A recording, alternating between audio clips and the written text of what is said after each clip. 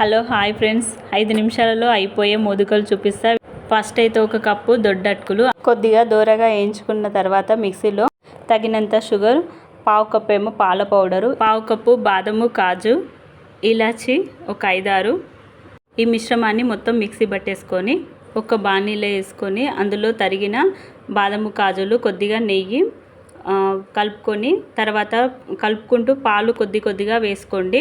ముద్దలా చేసుకొని నేను చూపిస్తున్న విధంగా ఇందులో పెట్టేసి ప్రెస్ చేసుకునుడే, అంతే. ఈ మోదుకలది నేను మీషోలో తీసుకున్నా. ఇది నేను నెక్స్ట్ వీడియోలో చేస్తా. మళ్ళీ విన్ను మా అమ్మకి ఎంతో ఇష్టమైన మోదుకలు నేను అటుకులతోని ఇలా కాజులతోని తొందరగా అయ్యే విధంగా మీరు ఆఫీస్కి వెళ్ళే టైంలోని తొందరగా చేయాలను, ఎప్పటికీ ఒకేలా కాకుండా ఇలా వెరైటీగా విన్ను మా అమ్మకు అటుకులతోని మోదుకలు చేయండి, తొందరగా అయిపోతే 5 నిమిషాలలో మన మోదుకలు రెడీ.